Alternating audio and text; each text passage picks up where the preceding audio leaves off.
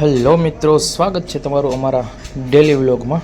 ને આપણે સવારના જાગી ગયા અને નીકળી ગયા આપણે ભચાઉ તાલુકાના ખારોઈ ગામમાં આવેલા શ્રી સેજનાથ દાદાના મંદિરે દર્શન કરવા માટે.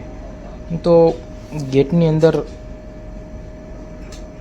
એન્ટ્રી લેતા જ એકદમ શાંત વાતાવરણ અને સુંદર વાતાવરણ છે. નજારો પણ ખૂબ સુંદર છે અને એવું કહેવાય છે કે શાંતિનો એક સ્થળ એટલે શ્રી સેજનાથ દાદાનું મંદિર. બહુ શાંત વાતાવરણ.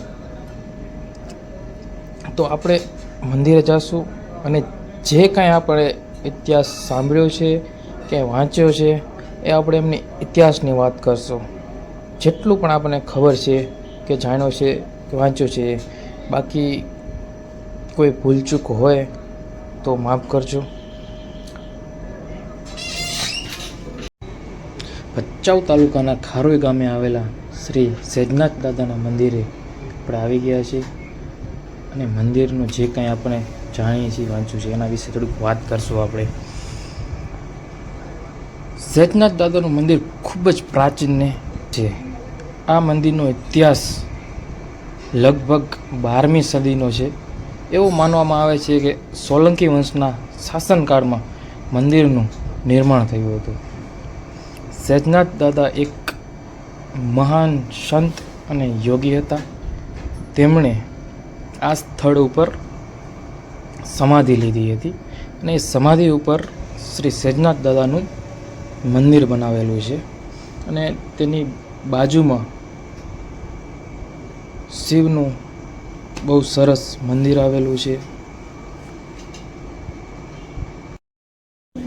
અને એવું માનવામાં આવે છે કે દાદાએ પોતાના ચમત્કારથી, પોતાની શક્તિઓથી અનેક લોકોના રોગો મટાડ્યા છે. અનેક લોકોને મુશ્કેલીથી બહાર કાઢ્યા છે. અને આ મંદિર અહીંયાના સ્થાનિક લોકો માટે એક બહુ મોટું આસ્થાનું કેન્દ્ર છે અને દર વર્ષે મોટી સંખ્યામાં લોકો મળે છે, ભેગા થાય છે, દાદાના દર્શન કરવા આવે છે અને જોરદાર એક ભજન સંતવાણી કાર્યક્રમ રાખવામાં આવે છે. દર વર્ષે એક એવું સરસ મેળાનું આયોજન કરવામાં આવે છે. બહુ લોકો ભક્તો અહીંયા એકઠા થાય છે અને આપણે હજી બહારનું પણ વાતાવરણ, જગ્યા બહુ સુંદર છે અને એક મંદિરની બાજુમાં પાણીનો કૂવો આવેલો છે. ત્યાં હજી પણ આવું અત્યારે ગામડાઓમાં બહુ ઓછું જોવા મળે છે કે લોકો પાણી કૂવાની અંદરથી હાથે ખેંચીને ભરે છે અને ઘરે પીવા માટે લઈ જાય છે. અને અત્યારે લગભગ 80થી 90% લોકો અહીંયાથી, આખું ખારોઈ ગામના લોકો અહીંયાથી પાણી ભરી જાય છે અને પીવામાં વાપરે છે. બહુ સારું અને મીઠું પાણી છે.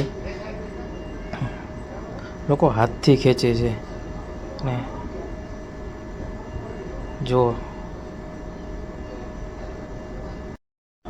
અને આગળ અહીંયા ચકલી ઘર આવેલું છે. અહીંયા અલગ અલગ પ્રકારના તમને પક્ષીઓ સવારના અને સાંજના જોવા મળે છે. તો આપણે જે અત્યારે પક્ષી દેખાય છે એ ઝૂમ કરશું, નજીક જાશું નહીં તો પાછા અહીંયાથી ઉડી જશે. એટલે આપણે મિત્રોને જય દાદા. આપણા ચેનલને સબસ્ક્રાઈબ કરવાનું ભૂલતા નહીં. સપોર્ટ કરજો. જય દાદા.